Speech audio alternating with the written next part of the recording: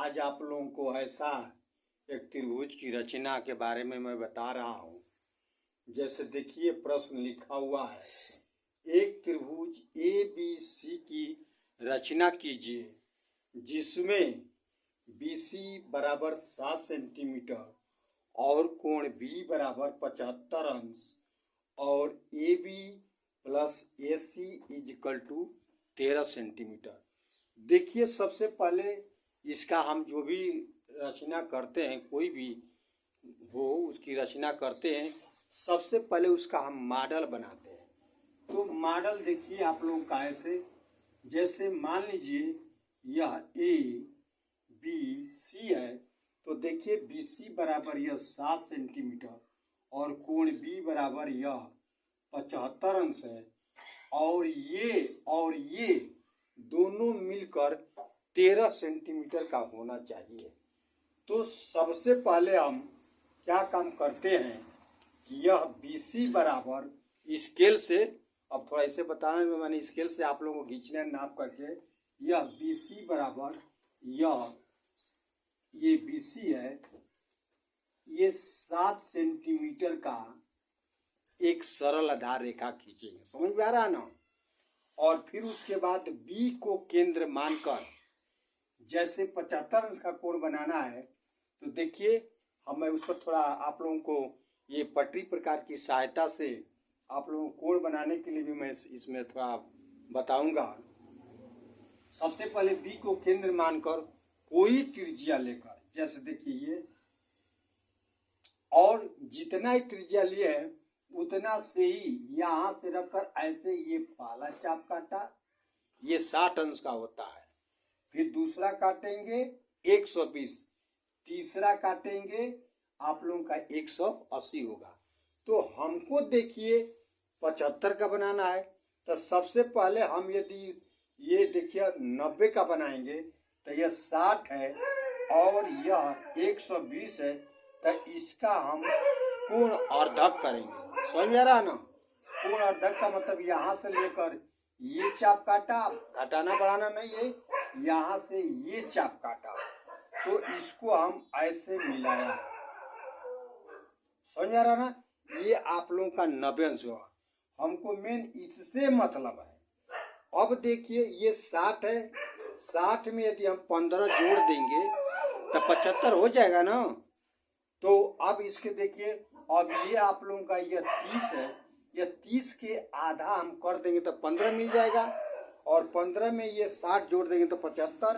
तो यहाँ से रखकर ये और यहाँ से रखकर यह आपका यह इसके कोणार्धक किया और यहाँ से रखकर इसके रखकर ऐसे मिला दिया। ठीक है, ये आप लोगों का क्या हो गया, 75 अंश हो गया। 75 सीधा देख, इसको देखिए सीधा कर लीजिएगा,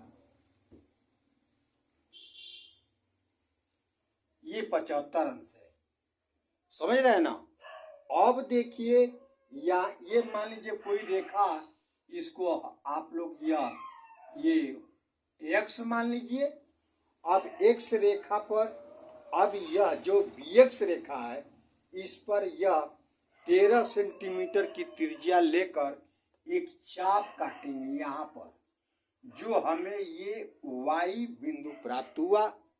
अब y से c को मिलाया ऐसे। समझ रहे हैं ना।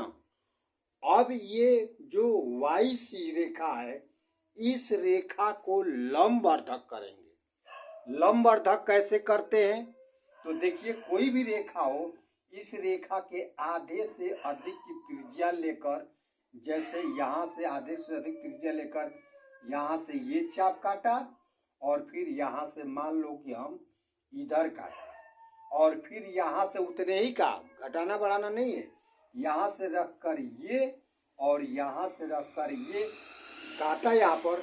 अब स्केल रख करके इसको हम ऐसे मिला देंगे, ये रेखा मिला दिया। जो मान लीजिए यह कोई रेखा खींचा, जो ये आप लोगों का यह P और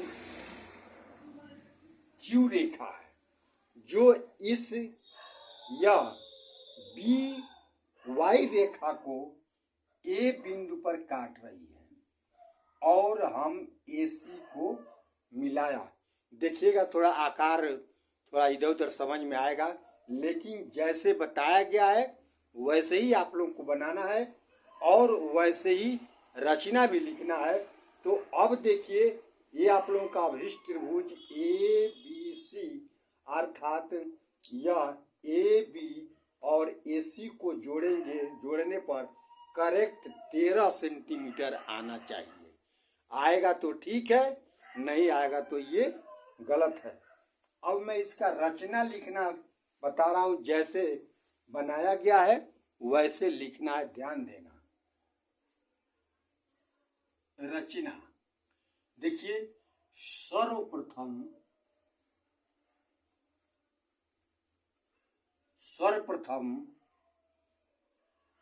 BC बराबर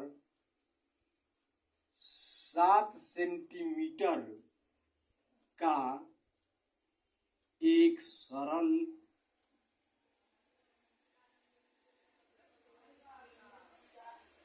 आधार रेखा खींचा। तत्पश्चात या फिर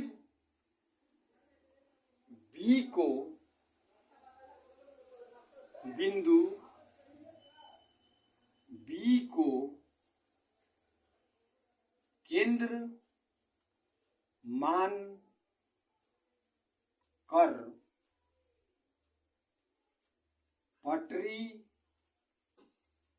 प्रकार की सहायता से 75 अंश का कोण बनाते हुए यह BX रेखा खींचा और 13 पुनः B को केंद्र मानकर 13 सेंटीमीटर की त्रिज्या लेकर चाप BX पर चाप काटा, जो Y बिंदु प्राप्त हुआ। ठीक है, और YC को मिलाया तथा YC रेखा को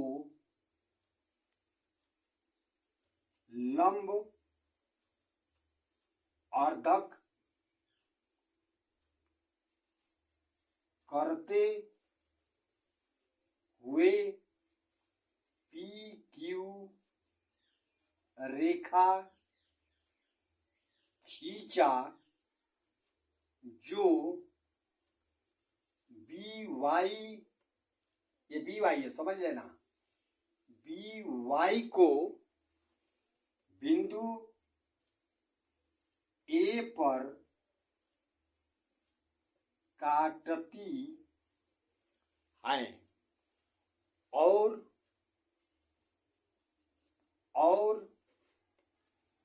AC को मिलाया। यही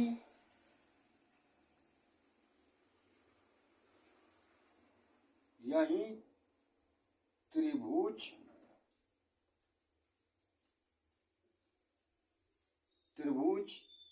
ABC बना। यही अभिष्ट